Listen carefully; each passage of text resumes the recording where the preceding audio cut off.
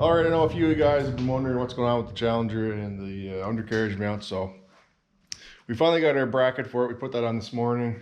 Required quite a bit of grinding and modifications to make it work, but we got it on there. So this mount is actually pretty near ready to go on the tractor. The only thing we're waiting on now is hoses. We got to get some hoses made up. They're about 6 or 7 feet too short.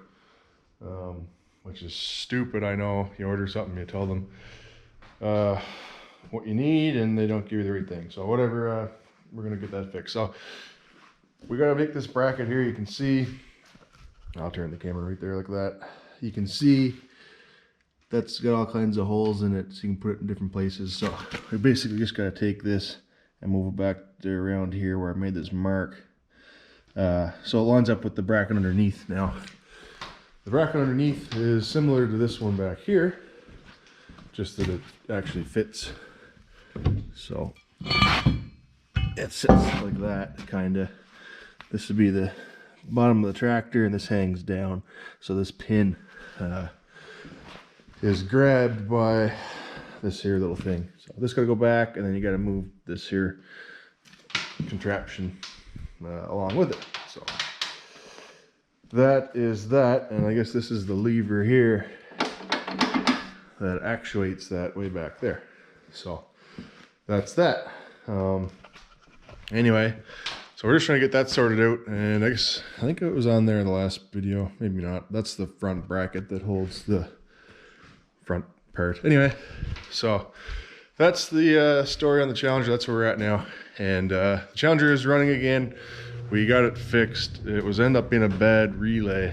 I can't show you because the cover is back on it, but this is the actual relay. So anyway, that was bad. That was what was causing it not to start. The emissions code hasn't come back on it yet. So anyway, hopefully it doesn't. Everything seems to be working good right now. So, and Dad got his welding done. I'll show you guys. He got his welding done on the bracket for the HLA 4000 blade, so that can go on the tractor too. So anyway, thought I'd just fill you guys in on that, and we'll carry on.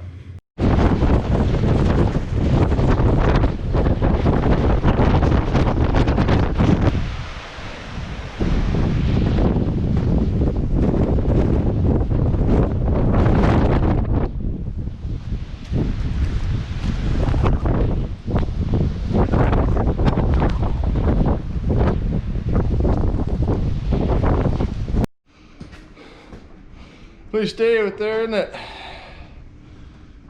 Oh my gosh, supposed to get wind gusts up to like 110 or something like that, 110 kilometers an hour. It's pretty nasty out there. Well guys, it's about 3:45 p.m. We just lost power. Pretty much blizzard conditions. Can't see 2 feet in front of me here. But we're gonna see if we can get over to the farm without getting stuck somewhere. Probably a terrible idea, but yeah, see what happens.